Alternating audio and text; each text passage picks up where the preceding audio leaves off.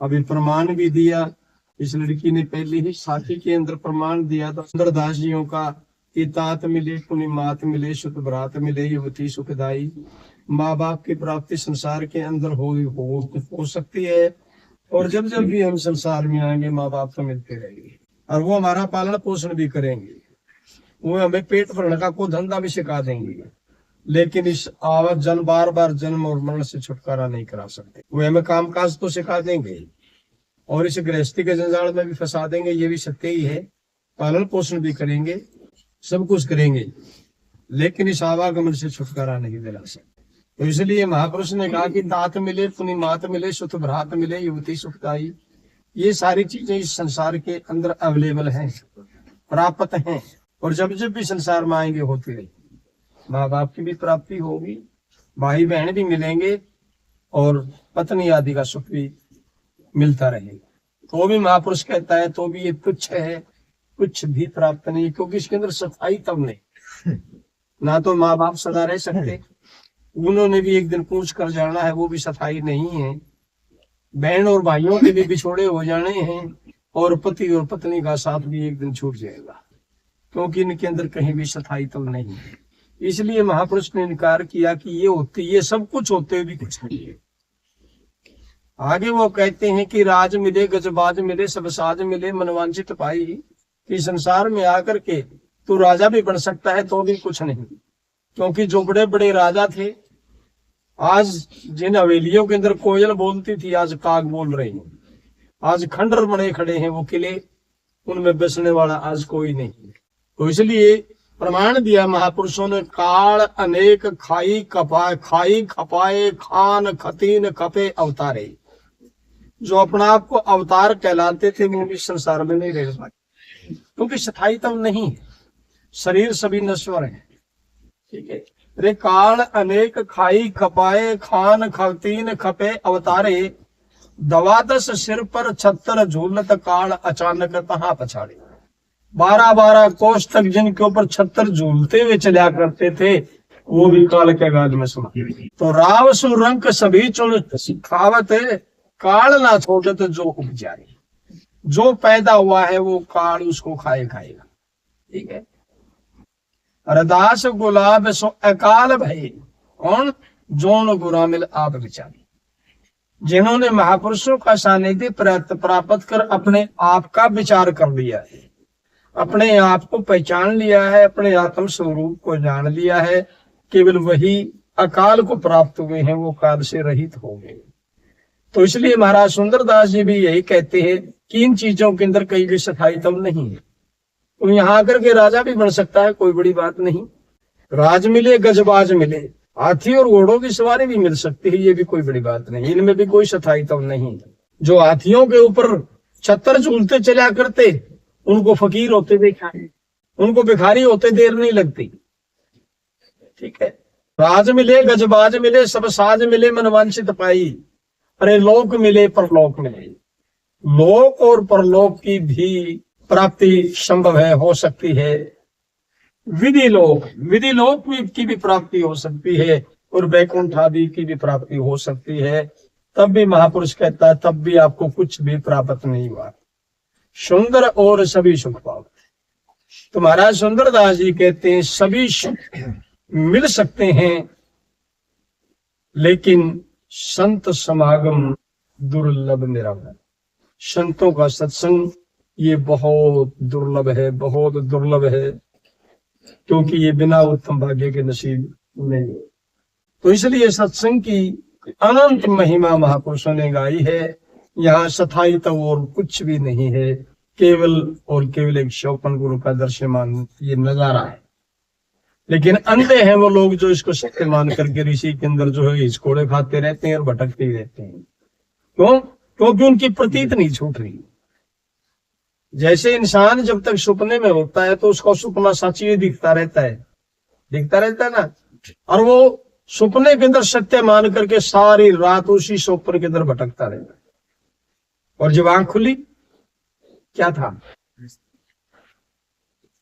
कुछ नहीं, कुछ भी नहीं था, केवल चारपाई के ऊपर आप ही पड़ा था, कुछ भी शेष नहीं था। ठीक इसी प्रकार ये दृश्यमान जो दृष्टि गोचर हो रहा है, ये जागृत का स्वप्नपुर है। जिस दिन आंख ज्ञान वाली खुल जाएंगी, ये स्वप्नपुर भी लोप हो जाएगा, कुछ नहीं बचेगा इसके अंदर, क्योंकि ये सब बढ़ता है और मिटता है। ये केवल और केवल इस चित्त रूपी बाजीगर का तमाशा है। जैसे बाजीगर तमाशा दिखाता है ना, नाना प्रकार के खेल दिखाता है, लेकिन वो सारा खेल उसकी केवल एक झूठा होता है। उसके अंदर सत्य क्या है? सत्य वो बाजीगर है। वो बाजीगर तो सत्य है, क्योंकि सारा खेल उसका आश्रय है, वही रचता है, वही लोगों की आंखें बांधता है, और वही अपनी कला, अपनी ट्रिक दिखा करके और लोगों को मोहित करता है। पब्लिक ताड़ी बजाती है, भाई वाह, कमाल कर दिया, कमाल कर दिया। ठीक है, ठीक इसी प्रकार से ये इस चित्रों बाजीगर का ये जगत एक अखाड़ा है, उसका एक तमाशा है, और अज्ञानी जो है उनकी यानी नजरबंद हो रही है, और वो इसको देख देख करके ही खुश हो रहे हैं। इसी के अंदर वो भटकते हैं, इसी के अंदर ही वो चहकते हैं। लेकिन जिनकी नेत्र साफ कर दी है संतों ने, उनको जगत केवल एक सपना नजर आता है, और सपने की सिवाय कुछ भी नहीं है।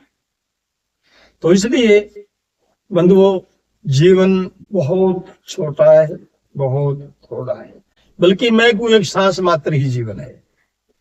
जिंदगी केवल एक श्वास के ऊपर ही टिकी हुई है। जब तक ये श्वास आ रहा है और जा रहा है, जीवन है। और ये बाहर निकल के अगर वापस शरीर में नहीं गया तो जीवन नहीं है। बस इतना ही तमाशा है, और इतने है तमाशे के लिए इंसान कितने को तो खड़े करता है, क्या क्या कर रहा है, यानी उसको समय ही नहीं है, टाइम ही नहीं मिलता उसके पास। ठीक है, क्यों? क्योंकि उसको ये जगत जो स्वप्न देख रहा है, बुद्धि उसकी विक्षेपित है, विक्षेपित होकर के, और जो है जगत के अंदर उसकी बुद्धि जो है वृत्ति वो फैली हुई है।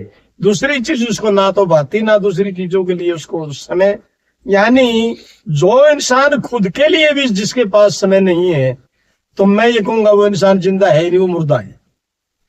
वो मरा हुआ इंसान है जो अपने लिए ही समय नहीं निकाल पा रहा, तो फिर वो है क्या, करेगा क्या?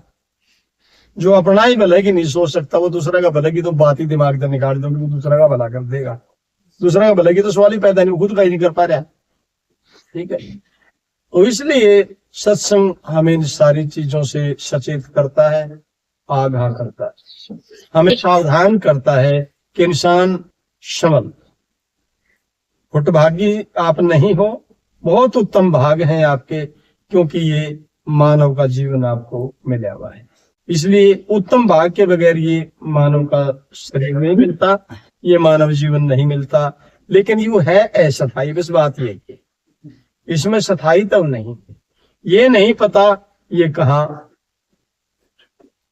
यानी जो है विनष्ट जाएगा, कहाँ ये साथ छोड़ जाएगा जीवन आपका। तो इसलिए जब तक संयोग दिया है कुदरत ने हमें, तो इसका सदुपयोग हमें करना चाहिए। ठीक है, जगत में रहना है, जगत के कार्य व्यवहार भी करने हैं, लेकिन कल्याण शिवम का भी करना है, क्योंकि जगत आपके साथ नहीं जाना, जगत नहीं साथ जाएगा।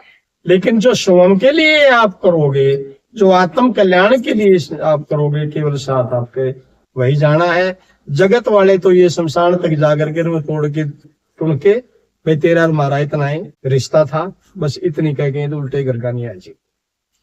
ठीक है, यहाँ तक का ही है नाता इस जगत का। तो ठीक है, साथ में तुम्हारा ज्ञान जाएगा, मालिक का नाम साथ जाएगा, जो सदा था, है और रहेगा। अभी गेशादास जी का प्रमाण आया था, पर ये नाम, उस मालिक का नाम जपना, उस रहस्य तक पहुंचना, उस रस को निकाल करके पीना, ये आम खास बात नहीं है, ये बच्चों का खेल नहीं है। इसलिए महापुरुषों ने फरमान दिया है, गुरु बिना को नहीं रे पचे। अमल कहते हैं अफीम को, नशा कहो, ये नशा गुरु के बगैर हजम हो ही नहीं सकता। गुरु बिना को नहीं रे पचे, अमल निज नाम। इस नाम का जो सरूर है, इस नाम का जो रस है, इस नाम की जो कुमारी है, ये गुरु के बगैर आम आदमी के बस की बात नहीं है इसको सहन करना। और ये यथार्थ बता रहा हूं मैं, झूठी बात भी नहीं। आप में से सारे लगभग नामदानी बैठे हैं, मुझे बताओ कौन सा ने रस पिया? एक हाथ खड़ा करके बताओ जिसने ये रस पिया हो या वहां तक पहुंचा हो। इसीलिए महापुरुष कह रहे हैं कि ये सबके बस की बात नहीं। कोई हरि का लाडला, वो गुरु का प्यारा, वही उस रहस्य तक पहुंचता है, वही उस रस को पीता है और उस रस की मस्ती के अंदर, उस नशे के अंदर वही मस्त रहता है। इसलिए सारा जगत के लोग इस जगत के नशे में मस्त हैं, और बल्कि थोड़ी देर का मस्ती के लिए और नशा ढूंढते फिरते हैं। कोई शराब कार को क्या है, कार को क्या है का, ठीक है, थोड़ी ही देर की मस्ती के लिए। लेकिन जो निरंतर मस्ती है, जो निरंतर सरूर रहता है, वहां तक आम खास कोई नहीं पहुंच पाता। ठीक है, इसलिए महापुरुष ने कहा है कि ये गुरु के बगैर नहीं पच सकता। बर्तन छोटा और वस्तु गनेरी, क्योंकि वस्तु सर्वव्यापक है और हमारा बुद्धि रूपी बर्तन छोटा है। हमारा बुद्धि रूपी बर्तन बहुत छोटा है और वस्तु व्यापक है, सर्वव्यापक है, जर्रे जर्रे में है। तो बर्तन छोटा हो और उसमें ज्यादा वस्तु डाल दी जाए तो वो खिलेगी। तो वही कारण हो रहा है कि संतों ने नाम तो इसको दे दिए, निज नाम इसको बकस तो दिया, लेकिन बुद्धि छोटी है। यही कारण है कि इस जगत को छोड़ करके नाम की तरफ जाता ही नहीं कोई। कितने के लोग हैं जो नाम का स्मरण करते हैं, कितने के लोग पचा पाए उसको, उस रहस्य तक पहुंचा कोई, क्या जाने नहीं। और इसीलिए जो है नाम के बावजूद भी दुखों का नबेड़ा नहीं हो पाया, फिर भी यू जीव दुखी, फिर भी नाम दुखी। जिन्होंने इसको रस को पिया, उन्होंने तो जहर को भी अमृत में तब्दील करके रख दिया। जिन्होंने उस रस को पी लिया, वो तो हंसते हंसते सूली के ऊपर झूल गए। उन्होंने परवाही नहीं मानी, को जगत की मानी, इनको शरीर की मानी। तो इसलिए जिन्होंने इसको पचा लिया, इस जड़ी को जो पचा गया, रोग उसे का कटा है।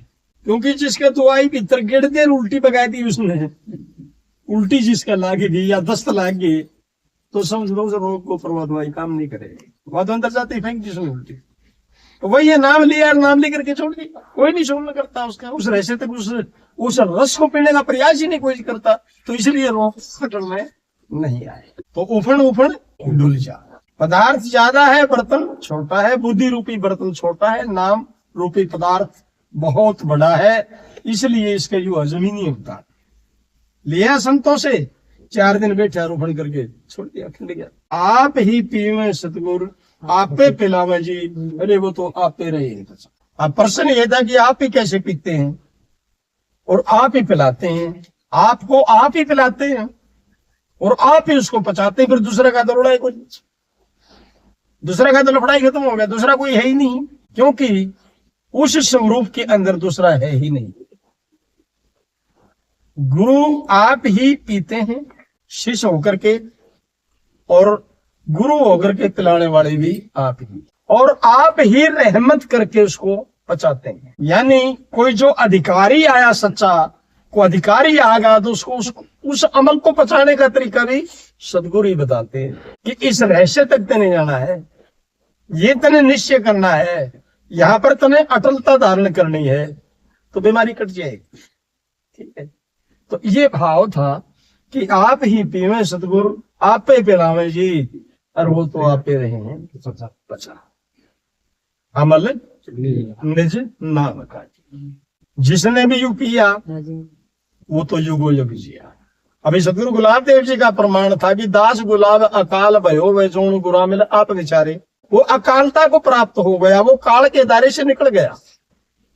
वही भाव महाराज अब घीसासन जी कह रहे हैं, जिसने भी पी लिया है इस रस को तसल्ली से, वो युगों युग जिया है, क्योंकि काल उसको खा नहीं सकता है। काल शरीर को खा सकता है लेकिन उसको नहीं, ना खा सका, ना खा सकता और ना ही खा सकेगा। ठीक है, तो जिसने भी तसल्ली को पी लिया, जिसने भी पिया, वो तो युगों युग जिया और काल रहा थरवा। उसके आगे काल भी नतमस्तक होता है, क्योंकि प्रमाण है बाबा नानक का कि एक को ओंकार जब सतनाम करता पुरख निर्भव निर्वैरा काल मूर्त। अकाल मूर्त, वो अकाल है, काल से रहित है, काल के दायरे में आता ही नहीं। अजोनि सर्वभंग और सर्वयोनियों के अंदर प्रकाशमान है। जितनी क्रियाएं हो रही है उसी की प्रकाश से हो रही है, उसी की सत्ता से इस संसार के अंदर जितनी भी हलचल हो रही है उसी की सत्ता से, उसी की रहमो करम से हो रही है। ठीक है, आज सत्य जुगाद सत्य, जुगादी से सत्य है भी, वर्तमान में भी सत्य है और भविष्य में भी सत्य ही रहेगा। वो कभी भी असत्य भाव को प्राप्त होता ही नहीं। तो गेसा संत समझ के पिया, उसको भी तो गुरु नहीं प्यारा, प्यारा तो उनको भी गुरु नहीं था। लेकिन महापुरुष कहता है कि एवं आंख नीच करके नहीं पिया, हमने समझ करके पिया। बस यही सुमरण है। उसकी समझ अगर आ गई ना तो हो गया काम। लेकिन जिसको समझ में नहीं आई वही छोटे आते हैं।